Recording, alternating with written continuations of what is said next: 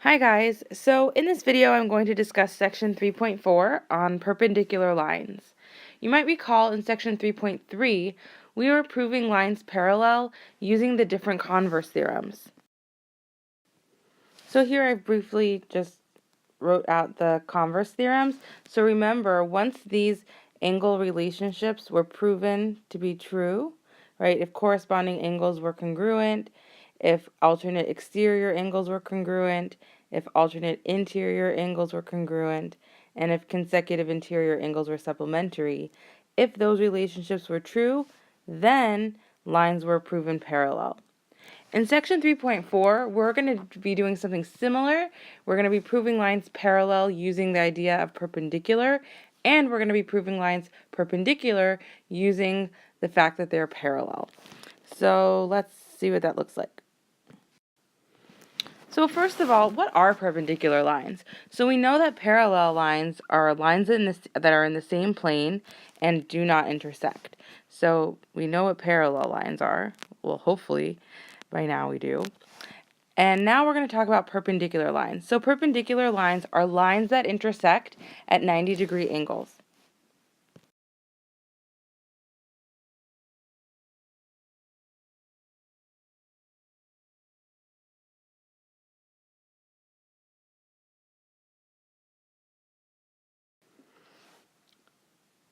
So an example of perpendicular lines are lines that are like this,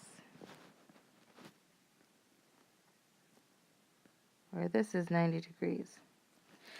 And the symbol for perpendicular lines is this. So just as a reminder, parallel lines have the symbol like this. This is a symbol for perpendicular.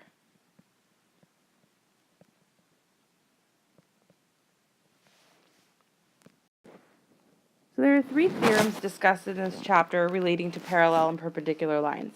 The first is the transitive property of parallel lines. It says, if two lines are parallel to the same line, then they are parallel to each other. So if we look at the if-then, right, the conditional, it says if A is parallel to B and B is parallel to C, then what can we say? We can say that A is parallel to C. So that's a transitive property of parallel lines. Theorem 3.9 is called lines perpendicular to a transversal theorem. And yes, I know, Ezra, you'll want to have a shortcut for that, so I will show you one. So let's talk about what that is. Lines perpendicular to a transversal theorem. So basically it says that in a plane, if two lines are perpendicular to the same line, then what can we say about those two lines? So if we look at the diagram, we have two lines that are perpendicular to the same line, and we can see that because they're perpendicular to the same line, then the two lines are parallel. So in a plane, if two lines are perpendicular to the same line, then the two lines are parallel. And so if we look at the conditional, we can say if M is perpendicular to T and N is also perpendicular to T, then what can we say about the two lines? We can say that M is parallel to N. So from the fact that two lines are perpendicular to the same line, we can see that those two lines are parallel to each other. Now, as a shortcut, because lines perpendicular to a transversal theorem is a lot to write every time, I've decided with the other class that we can do a shortcut. We can say lines perpendicular to a transversal theorem. So L perpendicular symbol TT. They like to call it lit, even though it's not an I. Anyhow, moving on to theorem 3.10, perpendicular transversal theorem. So this one is different than 3.9 because here we're saying in a plane, if a line is perpendicular to one of two parallel lines, then it is perpendicular to the other parallel line. We can see this in the conditional, right? It says if N is perpendicular to L, Right? We have N being perpendicular to L, and we know that L and M are parallel. Then we also know, right, it makes sense that the transversal N should also be perpendicular to M. So we can say then N should be perpendicular to M.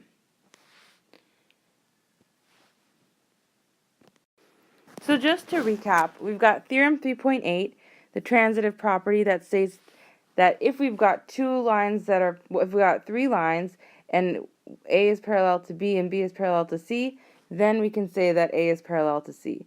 That theorem's pretty straightforward. Theorem 3.9, right, the lines perpendicular to a transversal theorem starts with two sets of lines being perpendicular to each other. So we have M perpendicular to T, and we've got N perpendicular to T. Notice there's two lines that are perpendicular to the same line. Then we know that the two lines must be parallel. So we're proving lines parallel in this case, in theorem 3.9.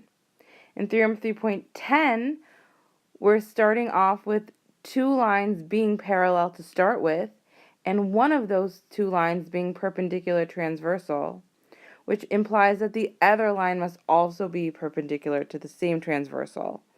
In other words, we're starting off in theorem 3.10 with the fact that two lines are parallel and one of those lines is perpendicular to another, which then implies that the other line is also perpendicular to the line. So how can we use these theorems? So let's look at skill 1, solving problems with parallel lines. So how can we ensure that sides are parallel?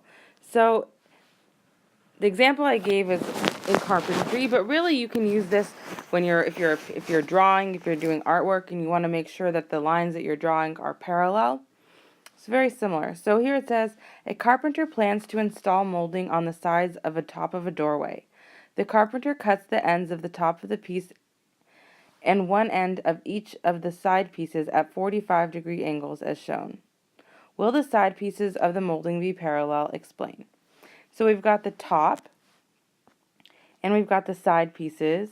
And the question is, will these side pieces form parallel lines on the sides of the doorway? So what happens when we put these pieces all together?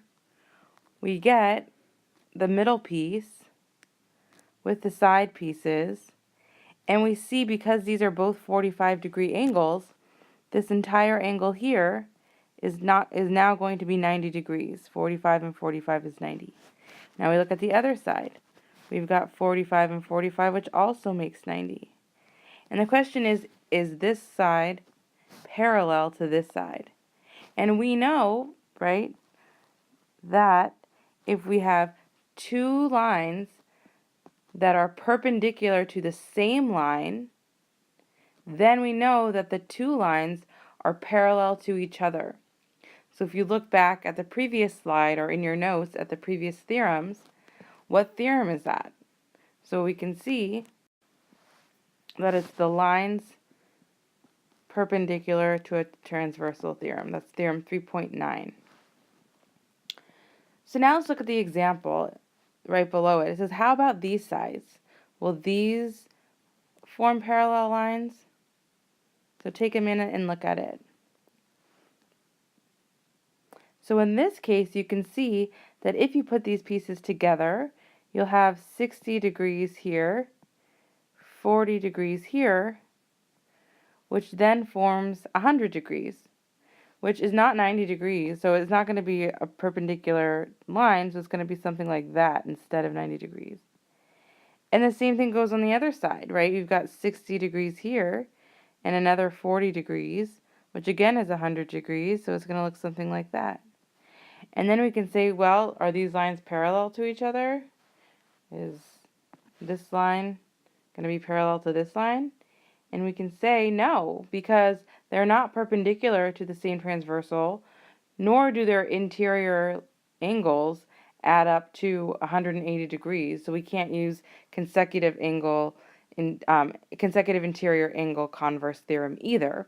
So really we can't say anything about these lines other than they're not going to be parallel. So as you saw in the previous example, we can use the new theorems to prove lines parallel. So that's what we're going to do in skill 2. How can we prove that M is parallel to N? So if we were in section 3.3, right, we would look to the different converse theorems to see if we could prove these lines parallel. And we'd say, are they corresponding angles? No. Are they alternate interior? Are they alternate exteriors? Well, they're both exteriors, but they're not alternate, so no. Are they alternate interiors? Well, they're not interiors, so definitely not. And again, they're not consecutive interiors because they're not interior angles. So really, we don't have any converse theorem from 3.3 to prove these lines parallel. However, we do have a theorem in 3.4 to prove these lines parallel.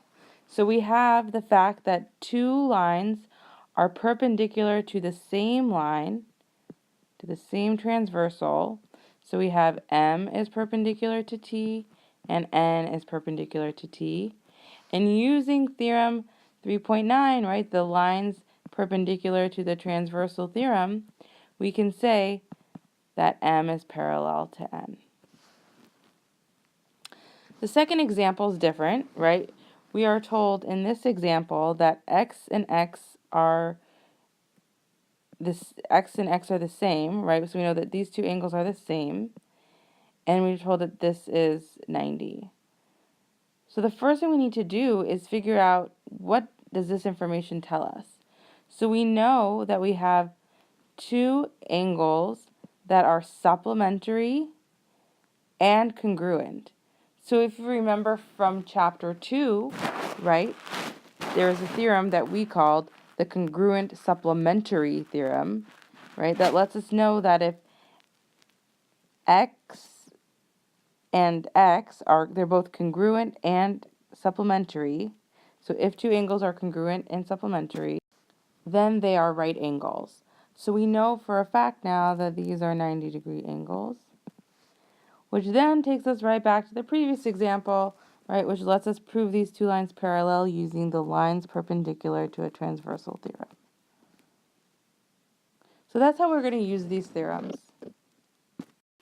So in skill 2, we prove lines parallel. In skill 3, we're going to prove lines perpendicular. And if you look at the theorems, the only theorem that proves lines perpendicular is theorem 3.10, the perpendicular transversal theorem. So let's see what we need to have. We need to have, according to theorem 3.10, we need to have two lines that are perpendicular and two lines that are parallel. And then we can say if two lines are parallel and one of them is perpendicular to a transversal, then the other must also be parallel to the transversal. So what can we do here?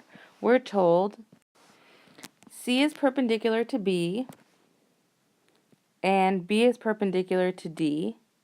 And I'm going to stop there because now we've got two lines that are perpendicular to the same line. And so from that, we can use theorem 3.9, and we can say now that C must be parallel to D, and that's the parallel lines perpendicular to a transversal theorem. So now I've got two lines parallel, and we're also told that D is perpendicular to A, and that's a given fact. Right, we can see it right here. So now we know that C and D are parallel and that D is perpendicular to A. And now we have everything we need to start using theorem 3.10, right? We've got lines that are parallel, and one of those lines is perpendicular to another, which then implies what we want to prove, that C is perpendicular to A. And so that's going to be the perpendicular